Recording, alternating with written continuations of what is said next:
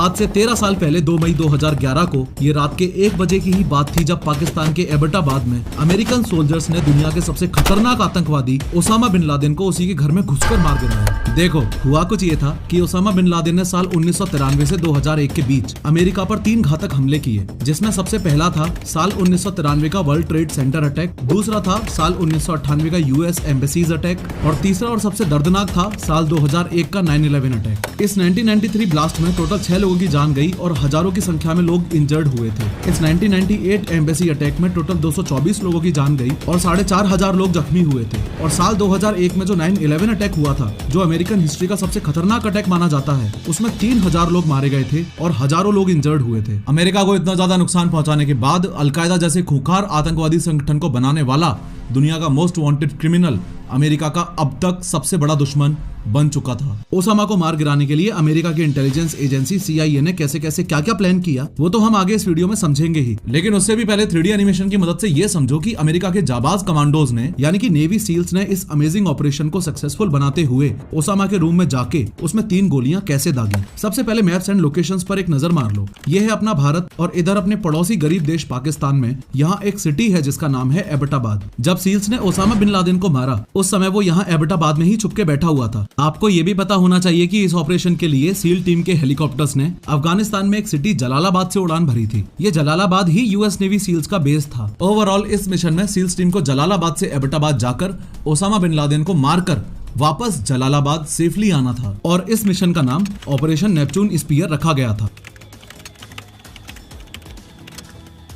हुआ कुछ यूं कि आज से 13 साल पहले 1 मई 2011 की बात है। रात के 10:30 बज रहे थे। इस ऑपरेशन के लिए जलालाबाद के यूएस बेस में 4 हेलीकॉप्टर्स उड़ान भरने के लिए तैयार हैं। ये 2 तो हैं चिनूक हेलीकॉप्टर्स और ये 2 हैं ब्लैक हॉक्स। प्लान ये है कि ये दोनों ब्लैक हॉक्स तो उड़ के एबटाबाद जाएंगे और ये दोनों चिनूक यहाँ पर ही बैकअप के लिए स्टैंड बाय पर रहेंगे। अब देर रात में ये दोनों ब्लैक हॉक्स यहाँ से पाकिस्तान के लिए रवाना हो जाते हैं। सबसे बड़ा सवाल यहाँ लोगों के दिमाग में ये आता है कि ऐसा कैसे हो सकता है कि 2 अमेरिकन हेलीकॉप्टर्स पाकिस्तान के एयर स्पेस में फ्लाई करते हुए एबटाबाद जा रहे हैं और पाकिस्तानियों को खबर भी नहीं हो रही है, या यूं कह लो कि पाकिस्तान के रडार्स इन दोनों हेलीकॉप्टर्स को ट्रैक क्यों नहीं कर पा रहे हैं। तो इसका सिंपल सा आंसर है स्टेल्थ टेक्नोलॉजी। असल में इन दोनों ब्लैक हॉक्स को डिजाइन ही इस तरीके से किया गया था कि इनमें से ना तो साउंड डिटेक्ट हो और ना ही ये रडार में ट्रैक हो पाए। इन शॉर्ट इस पूरे हेलीकॉप्टर के ऊपर हैवी फैब्रिक की कोटिंग करी गई थी ताकि इसकी रडार और इंफ्रारेड विजिबिलिटी कम हो जाए। अब रात को करीबन 1 बजे दोनों हेलीकॉप्टर्स एबटाबाद में ओसामा बिन लादेन के कंपाउंड तक पहुंच जाते हैं। इससे पहले कि सील कमांडोज हेलीकॉप्टर में से उतरकर ओसामा बिन लादेन को शूट करें, ये बहुत ज्यादा जरूरी है कि ओसामा बिन लादेन के इस रहस्यमयी दिखने वाले घर या कंपाउंड के स्ट्रक्चर को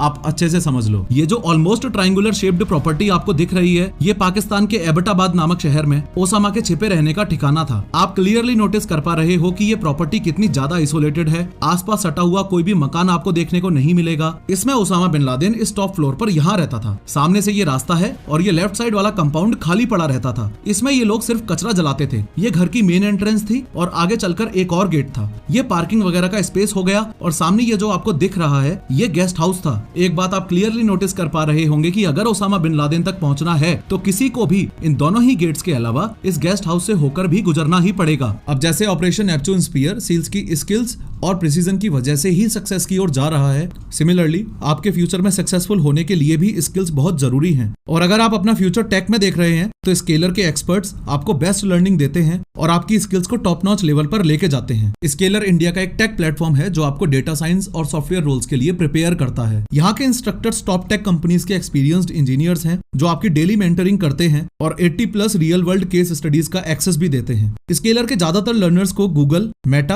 अमेजॉन, जोमेटो और वॉलमार्ट जैसी बड़ी बड़ी कंपनीज में ऑलरेडी प्लेसमेंट मिल चुका है, जिनकी एवरेज सैलरी 126% तक बढ़ गई है। यहाँ के स्टूडेंट्स पूरे 365 डेज तक कोडिंग स्ट्रीक्स मेंटेन करते हैं और एक जबरदस्त लर्नर कम्युनिटी का हिस्सा बन जाते हैं। स्केलर आपको 1-on-1 मेंटरशिप भी प्रोवाइड करता है जिससे आपके सारे पर्सनल डाउट्स क्लियर होते हैं और इंटरव्यू की बहुत स्ट्रॉन्ग प्रिपरेशन भी हो जाती है। और हाँ, स्केलर आपको 2 साल के लिए बिना किसी इंटरेस्ट के इजी EMI ऑप्शंस भी देता है। स्केलर का मिशन है इंडिया में वर्ल्ड क्लास सॉफ्टवेयर इंजीनियर्स बनाना, इसलिए आज ही स्केलर की free live master class join करें। लिंक डिस्क्रिप्शन में दिया गया है, क्लिक करो। बिल्कुल यहाँ पर आपको एक और गेट दिख रहा होगा, लेकिन ये गेट हमेशा लॉक्ड रहता था। उसके अलावा बालकनी वॉल्स हो या बाउंड्री वॉल्स, इस घर की सभी दीवारें बहुत ज्यादा ऊंची ऊंची थी जो अपने आप में एक डाउट क्रिएट करती थी। यहाँ राइट साइड वाले कंपाउंड में फल और सब्जियां उगाते थे और कुछ खाली जमीन भी पड़ी हुई थी। यहाँ गेस्ट गेस्ट हाउस के थ्रू अंदर जाने का एक रास्ता था। आगे चल के यहाँ एक ऐसे ही शेल्टर बना हुआ